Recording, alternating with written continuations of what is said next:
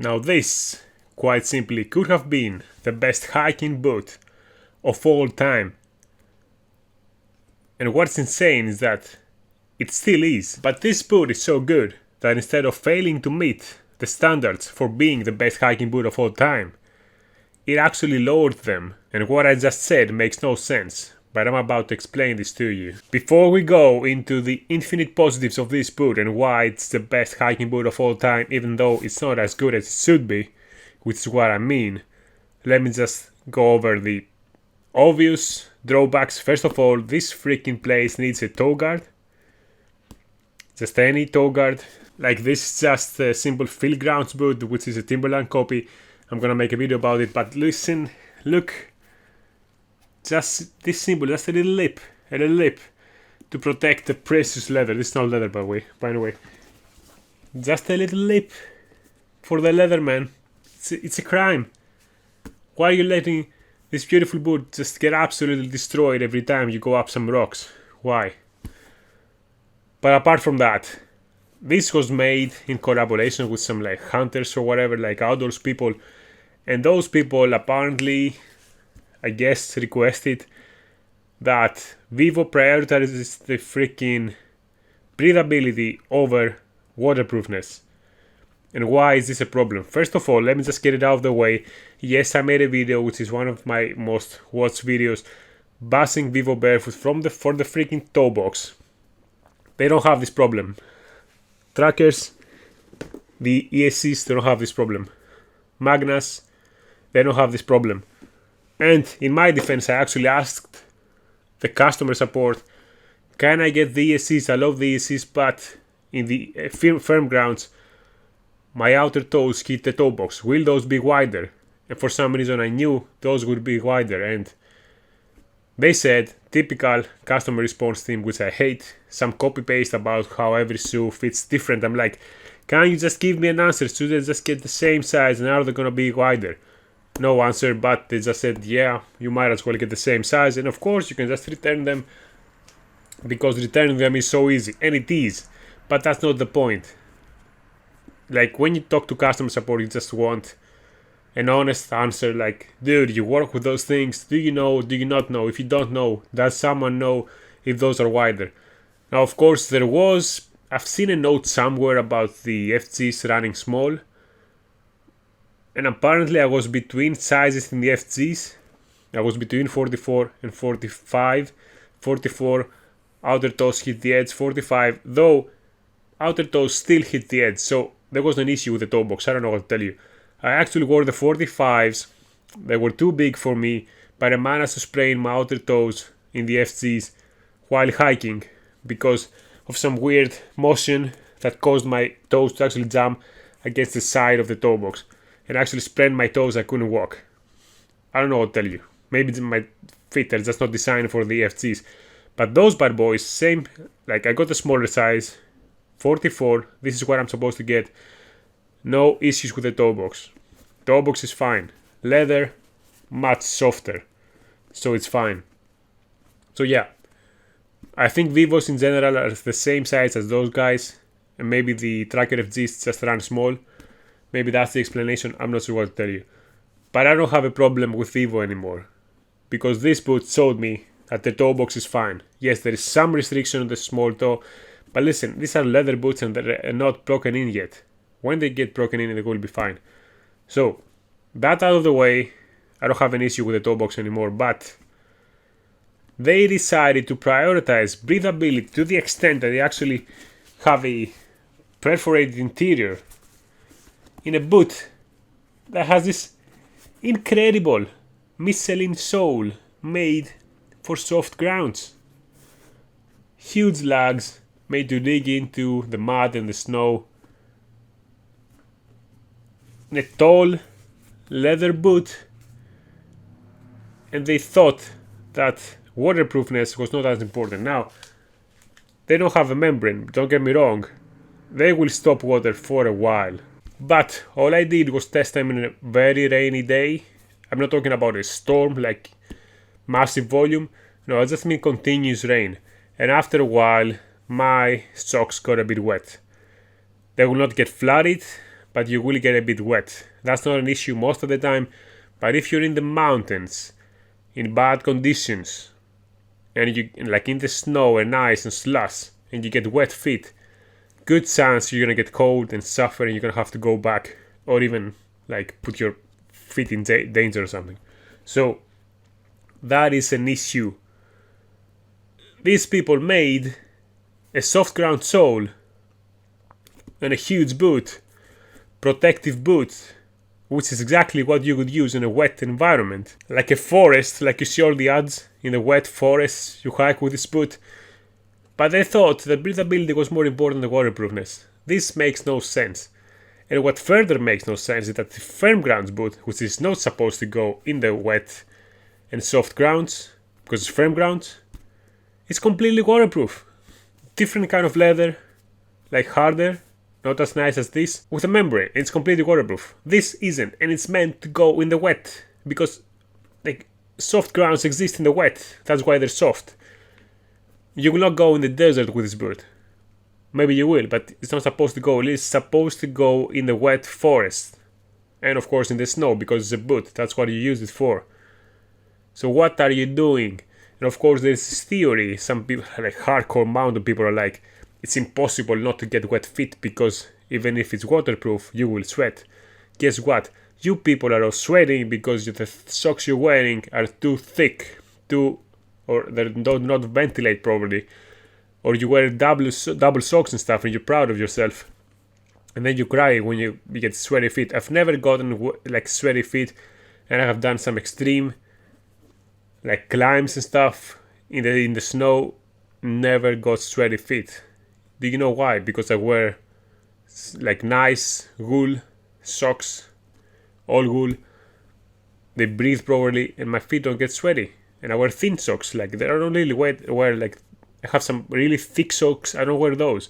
Just wear medium or thin socks with a nice hiking boot, and I go in the snow and I'm fine. I have good circulation in my feet. If you don't, maybe wear a thicker sock. But either way, if you're sweating, it's your fault most of the time. So that's not an issue that should be addressed by removing the waterproof membrane and ruining the waterproofness. Like, this is brand new. First time out, I got wet feet. Not flooded, but wet. And when you pay, I got it in discount, but this costs 260 euros. Almost 300 euros. Like, this is premium pricing hiking boot. When you pay this much for a big leather boot and it doesn't actually protect you from the elements at the end of the day, what is the point of it? What is the point of a soft ground boot, tall, protect, like this is taller than a hiking boot, like this is 60 inches or more. What is the point of it if it will not protect you from the wet? Like, if I get it in the mountains and there's slush and like melting snow and mud, which is what it's meant for, it's gonna look awesome in these conditions and gonna feel awesome, but I will be terrified of getting wet feet after paying 260 euros, which I didn't pay because it was on discount. But anyway, like, you could have bought it for like 260, and at the end of the day you would have wet feet. This is beyond unacceptable. I don't get it. And I mean, I basically have to return those, and I don't want to because they look amazing and they feel amazing. And let me just talk about why I don't want to return those and why this is so bad that I had to make this video. This sole, simply amazing. It will grip, it will like master grip on everything, except for maybe some kinds of tiles where it's gonna be slippery, but that's normal. Like wet tiles are slippery anyway.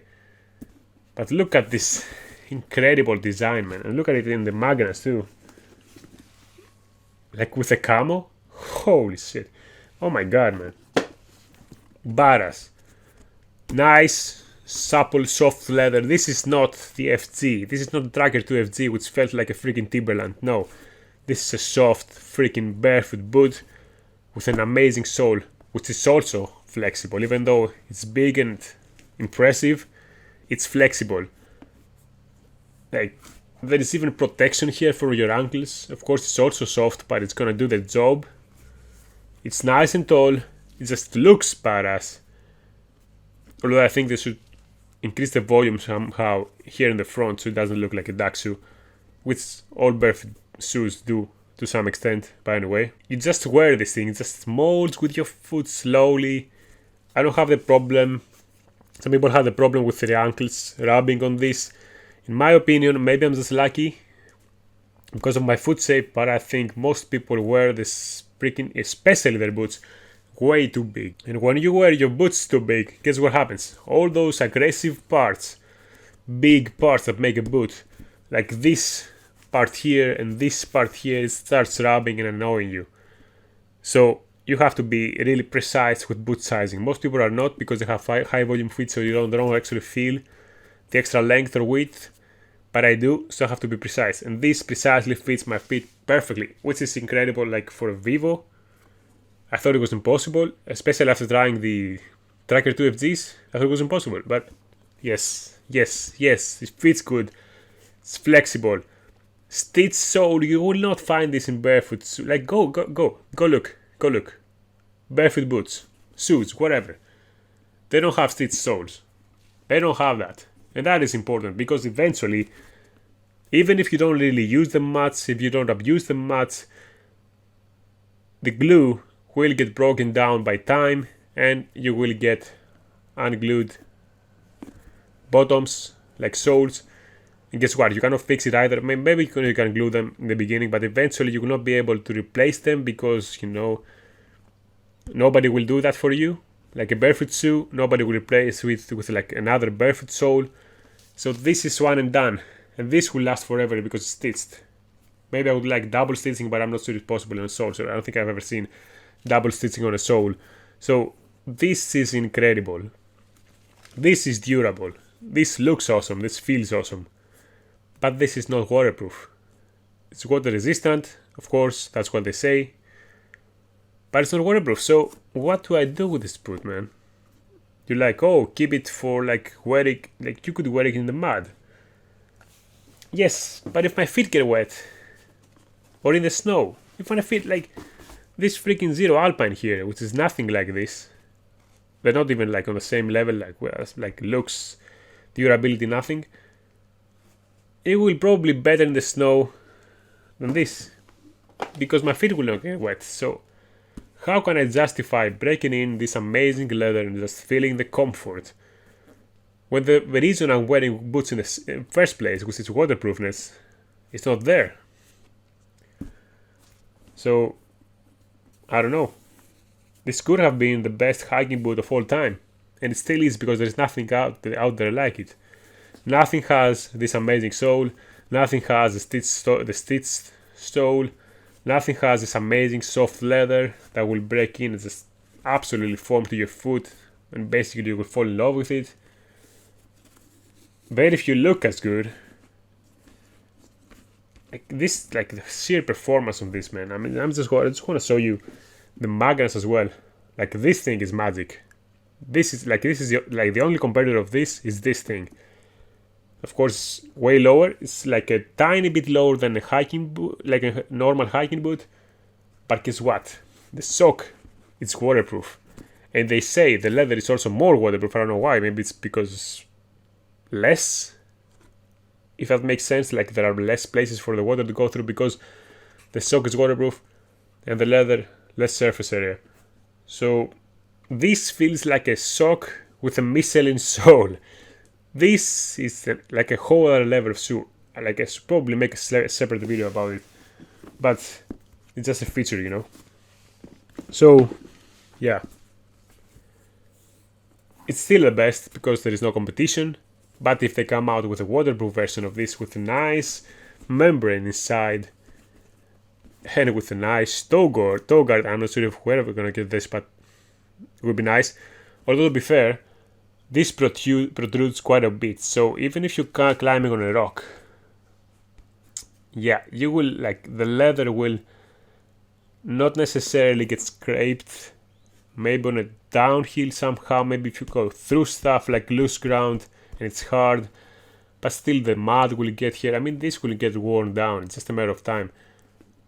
I mean it's nice leather, but eventually it's gonna get worn and worn and worn. It's stupid, I mean, I just wanna I want to make a toe guard somehow.